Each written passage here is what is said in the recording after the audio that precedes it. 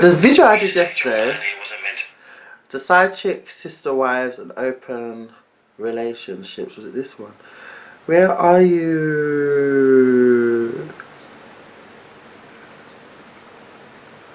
I can't pronounce his name. I think it's Kirk Valentino. He said something. He was like, "This sounds rather personal. Do you have any experiences with side chicks in the past?" And it just made me think, because sometimes when I'm talking and I'm answering questions, I tend to forget about my own experience. But I feel like when I'm talking, it's from an experience point of view, but sometimes I don't even acknowledge that I'm talking from experience. I'm just giving advice on what I feel like my view is, but he obviously saw that and it was just like, oh my gosh, how the hell? He made me question myself. I was like, wait, I have been aside, haven't I? So, I just wanted to address what he said, really. I have been a side chick. I know I don't know what you call it when it's a man, because you can't say a side guy. It just sounds odd. It's just side. I have been the other person, if you want to put it like that. Sounds better, innit?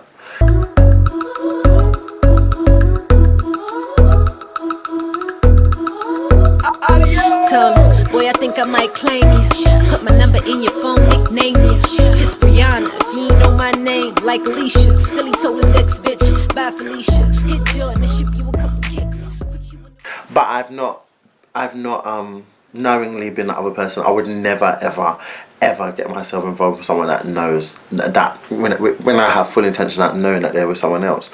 But I've always been in that position with a lot of people that I've been with. And just from that experience of it, that's why I feel so strongly when I'm seeing it glorified on TV, because I don't know why you'd be so proud about intentionally knowing that you are with someone that is already in a relationship with someone else. I don't think there's anything to be proud of about that. I think it's quite disgusting, to be honest, because at the end of the day, fair enough, people want to have their beliefs and stuff and be like, well, if you was doing this for your man, then they won't be coming to me, and all these stupid analogies that these people want to keep yakking on about. But heartache is the same, and you have to think about what that person has to go through when they discover what that person's done. Like, everyone can have suspicions, but to not only discover that what you thought, if you did think that your partner, if you had an inkling that your partner was cheating, was correct, but to have the side piece glorifying it, like they have an ounce of shame because you should have been doing this, you should have been that, and that's not always the case. Things aren't always black and white like that. You can be doing all those things and then more, and some people are just greedy and they go outside the marriage and they go outside the relationship. It's not always someone's fault that someone cheats. You know, some people just cheat. And that's what people need to understand. It's not always just because your man, someone's cheating, and it's because, oh, something's wrong at home. A lot of the time it's not, and that's where a lot of these people get things twisted, because when they finally get these people, they suddenly think that they're the winner, but you're not a winner, because there was nothing wrong at home in the first place. It's just that person has issues. And now you're happy to be taken out because now you think you've won. But then when they're treating you bad, I'll tell you who's a good example of it. Jocelyn Hernandez is a good, perfect example. She was so happy, rubbing it in Mimi's face about Stevie, calling her a maid. And when he got with her, when she finally thought she got him and his beefcake, look how everything unfolded right in front, in telly, in front of everyone's eyes. That is such a good example, actually. And it goes to show you, everything's happy ever after. Happened to my mum. My dad was always cheating on my mum all the time, yeah. And he ended up marrying the woman that he's cheating with, yeah. But he still cheated on her with everyone anyway, even to the point where he wanted Hawa. My best friend Hawa that you see on my YouTube, like every single person he wants.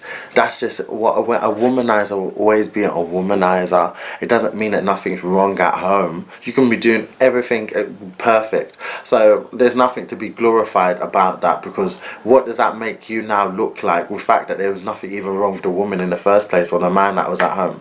It's just some people are just greedy. They see something they want and they want everything. They want to have their cake and eat it. And if they can get away with it, they'll get away with it. And people like you enable them to get away with that. Me, I didn't know. I always thought I was the only one, and I found out I was just one a minute. That's how it happened to me. I tell you, like, my first situation I ever got involved with, first ever. Even when you're not one, you kind of one, because even if it's not physically happening, it's subconsciously happening, and the fact that someone else is thinking about someone else subconsciously is enough to for me that indicates cheating anyway. So I'm from the first person I ever got with, I thought, oh yeah, my god, this looks like it could be something, and rah rah rah, and then they just randomly messaged me, and it was like, yeah, this is not going to go anywhere because I still got feelings for my ex. And I was thinking, like, when did you just discover that? Like, that was like horrible, because I was like, when did you discover that? And then they come back a few years later and try to mingle, try to get themselves back in my good books or whatever, but that still never worked, and I've never spoken to them since. But that's what I mean, like, subconsciously you may have been here physically, but your head was somewhere else, and I didn't have no acknowledgement of that. So in that aspect, even if you're in that position, you're still gonna be a side because you're not someone's main. Then when I got into my first relationship, thought I was the main. I thought I was, definitely I did. Took me to flipping KFC, made it official there, and forget that. And then to find out that that person had a girlfriend anyway, and throughout the whole relationship, because I never had sex with them, they were having sex with other people and stuff. And like every time I went to a house party, every single person I met, I would find out, and it was even worse because with me, they were like a top. If you guys don't know what that is, like dominant, and everyone that they had sex with, they were passive for, and I didn't have no inkling of that. And do you know how that feels, knowing that you're with someone that you didn't even know, knowing that you're bending down for everyone else? So disgusting. That person had hemorrhoids, you know. Hemorrhoids, I didn't even think anything at that time. There was me putting the cream in that eyes, not even knowing that that could have happened from someone else. Disgusting, in Jesus' name. Then that ended. The next person I met, it was that summer now, and I was like, yeah, I'm ready to get out there, free, blah blah blah. I met someone else, we was talking, and then we was talking for a couple weeks, and then we had a date. That first date, he said, the first date, he just basically like made it like, he said we're exclusively seeing each other. I was like, really? He's like, yeah. I said, already? He goes, yeah, like, I already know, like, I want you, I don't really waste time. I was like, oh my god. I was like, wow.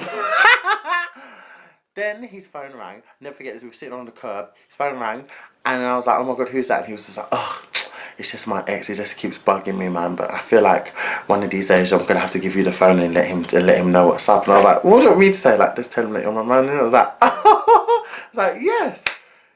Let's fast forward to that.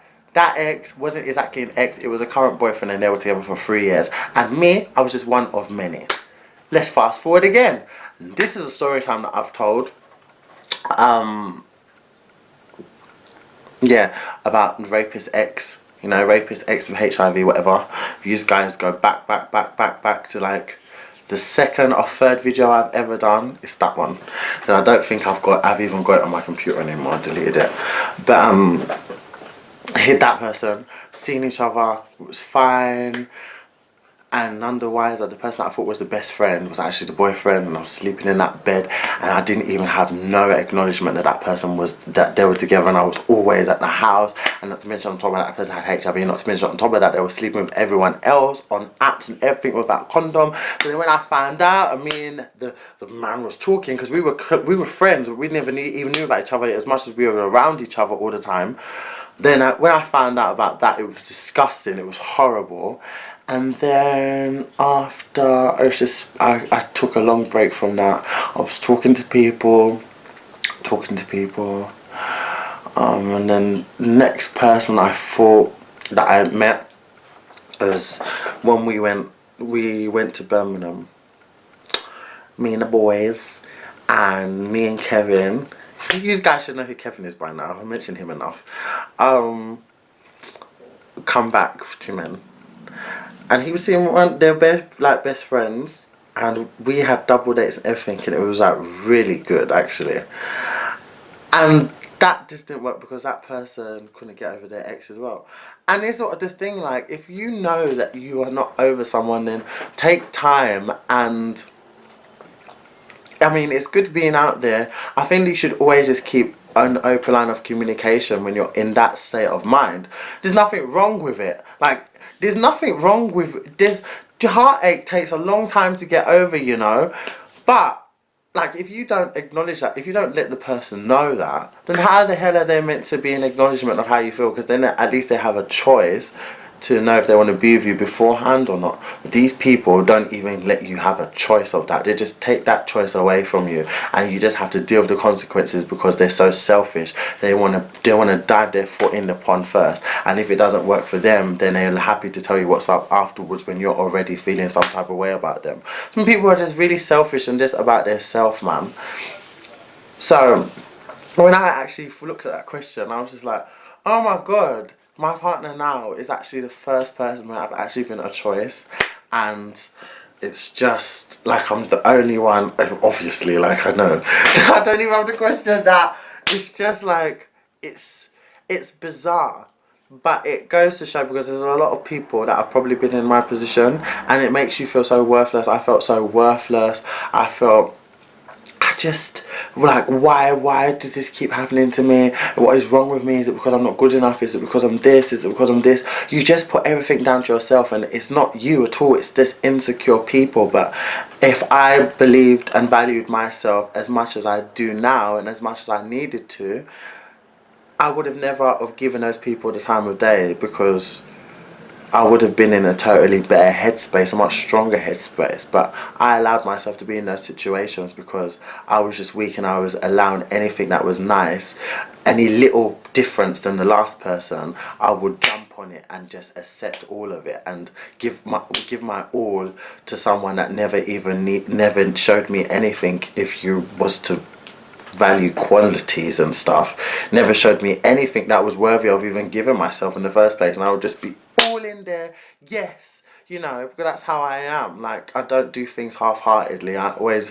100% with how I am and how I feel. I'm always straightforward. Like, people always know what it is with me, but I just don't understand why people are not like that and not reciprocating that, especially when they know that you're that type of person. There's a lot of people that are still suffering heartbreaks and suffering a lot of insecurities because of people like that, and it shouldn't deter you or make you feel any less, or it shouldn't make you feel any less worthy or deserving of what you're truly made in this life to do. And I truly believe that we're made here to love and be loved, and you're gonna meet a lot of dickheads, you're gonna kiss a lot of frogs before you find someone that's worthy. But I feel like the true magic of finding someone that is really truly worthy of you is knowing how worthy you are for yourself and how valuable you are as a person. It's not about material things and all these achievements and stuff like that. It's just about you and your inside and how you feel about yourself. There shouldn't be nothing that no one can't tell you about yourself to make you feel any type of way about yourself. Like, you should know that you're beautiful, and compliments make you feel even just like, I mean, I'm not walking around like with an arrogant head, but if someone told me I'm ugly, I'll be like, okay, I know there's a lot of things that are horrible, that are not that attractive about me, but ugly, I mean, you're pushing the boat a tiny bit. So, I mean, I'm not going to allow anyone to make me feel anything. Like, before, I would put everything down to me. But now, sometimes you just need to step back from situations and actually truly look at what people have done to you. And that's what I mean, hold people accountable for how they treat you. Because not everything is your fault.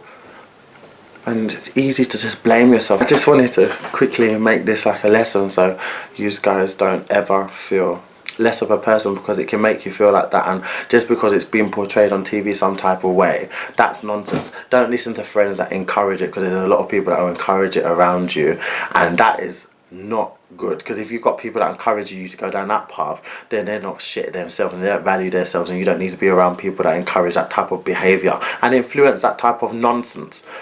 Make sure you're always number one in someone's life. Never be an option, and never ever settle for being second best. Now I'm gonna go. I've got a school run to do. I'm ready to go.